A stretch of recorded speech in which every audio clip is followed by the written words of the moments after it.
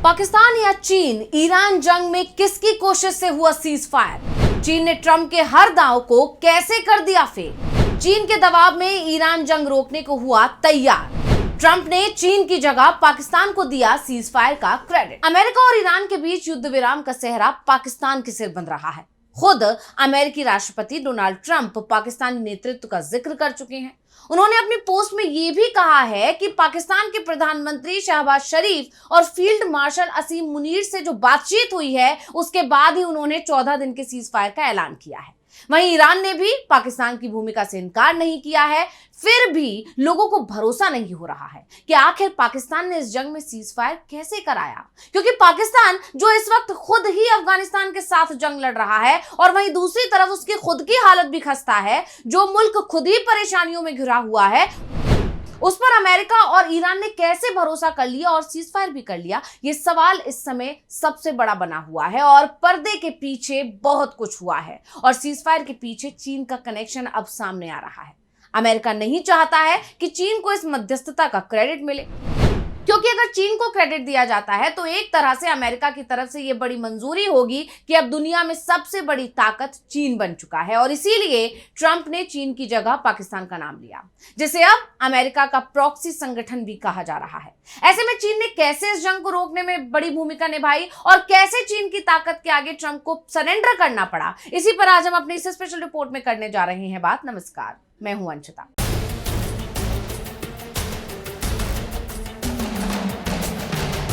तो सबसे पहले हम आपको बताते हैं ट्रंप के उस पोस्ट के बारे में जिसमें उन्होंने सीज फायर को लेकर जानकारी दी है। तो उन्होंने ट्रुथ सोशल पर लिखा, पाकिस्तान के प्रधानमंत्री शहबाज शरीफ और फील्ड मार्शल असीम मुनीर से हुई बातचीत के आधार पर, जिसमें उन्होंने मुझसे ईरान पर आज रात होने वाले विनाशकारी हमले को रोकने का अनुरोध किया था, साथ ही ईरान के स्ट्रेट ऑफ होर्मुज को पूरा, तत्काल और सुरक्षित तरीके से खोलने के मद्देनजर मैं 2 सप्ताह के लिए ईरान पर बमबारी और हमले रोकने के लिए तैयार हो गया हूं।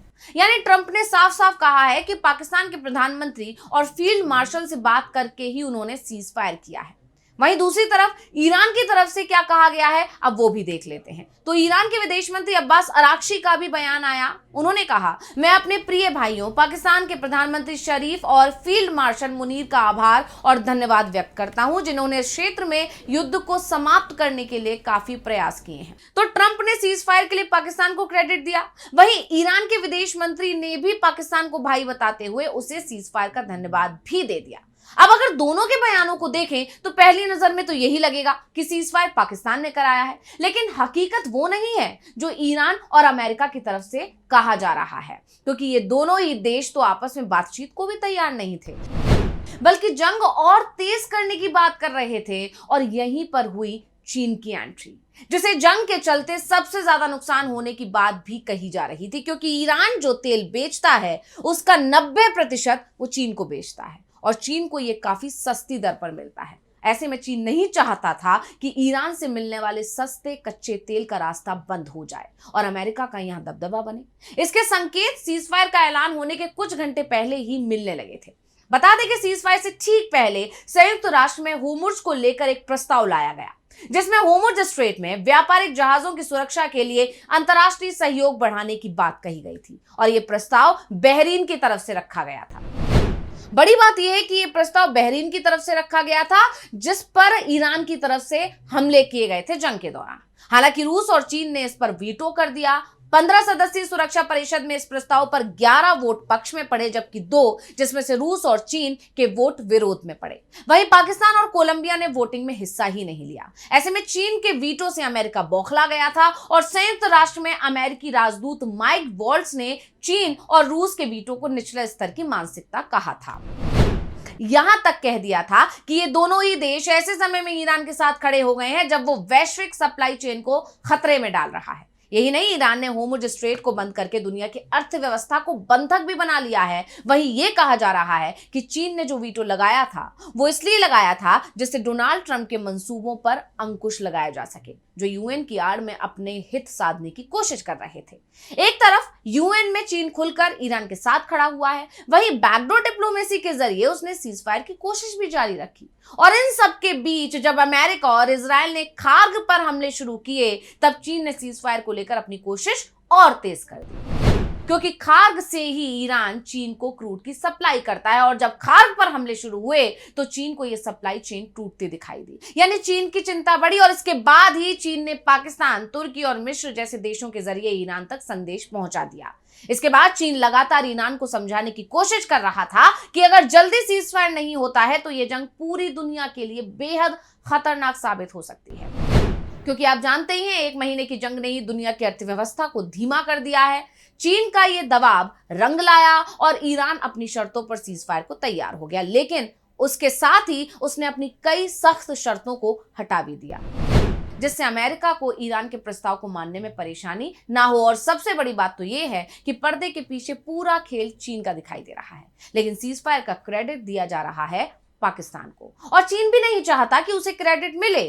आधिकारिक तौर पर वो इसमें अपनी भूमिका को स्वीकार नहीं कर रहा है, क्योंकि चीनी विदेश मंत्रालय की प्रवक्ता है माओ निंग, उन्होंने सिर्फ इतना कहा कि सभी पक्ष ईमानदारी दिखाएं और जल्द से जल्द संघर्ष खत्म करें। अब ये बात तो हुई पर्दे के पीछे चलने वाले खेल की कि कैसे चीन ने पूरा खेल रचा और सीजफायर करवा दिया, और ये बात खुद डोनाल्ड ट्रंप ने कबूल भी कर ली है। उन्होंने माना है कि सीजफायर के पीछे सीधे सीधे चीन का हाथ था। ट्रंप ने यह भी कहा कि मुझे जानकारी मिली है कि चीन ने ईरान को बातचीत के लिए राजी करने में पर्दे के पीछे रहकर काम किया।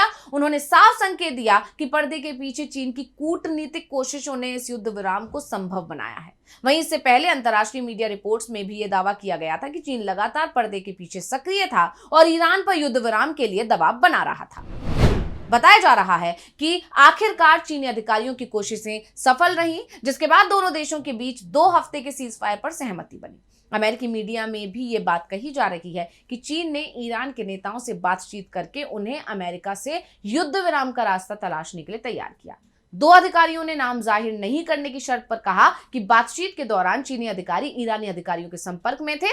एक अधिकारी ने कहा कि चीन अपने प्रभाव का इस्तेमाल करने की कोशिश कर रहा था और उसे सफलता भी मिली, लेकिन चीन को इस बात का एहसास है कि अमेरिका कभी भी ये नहीं चाहेगा कि चीन को इसका क्रेडिट दिया जाए। वैसे भी चीन को अमेरिका अपना सबसे बड़ा विरोधी जो मानता है, लेकिन इस जंग में जिस तरह से चीन की एंट्री हुई उसके बाद ये माना जा रहा है कि अब अमेरिका ने कहीं ना कहीं ये मान लिया है कि चीन उससे आगे निकल चुका है। फिलहाल सबसे बड़ी राहत की बात यह है कि ईरान जंग में अब सीजफायर हो चुका है। दोनों ही पक्षों ने इसे मान लिया है। अब 14 दिनों तक होर्मुज स्ट्रेट से जहाजों की सुरक्षित आवाजाही हो सकेगी। ईरान की तरफ से कहा गया है कि वो व्यापारिक जहाजों को यहां से आने जाने में सुरक्षा उपलब्ध कराएगा, और उम्मीद यही की जा रही है कि 14 दिन के बाद भी ये सीजफायर लागू रहेगा, और इसका असर भी अभी से दिखाई देने लगा है, जब एक ही दिन में क्रूड के दाम 20% तक नीचे आ गए हैं। कोविड के बाद ये एक दिन में क्रूड के दामों में सबसे बड़ी गिरावट कही जा रही है। तो स्पेशल रिपोर्ट आपको कैसी लगी हमें कमेंट करके अपनी राय जरूर दीजिएगा। इसी के साथ मुझे दीजिए इजाजत। देखते रहिए DV लाइव। नमस्कार।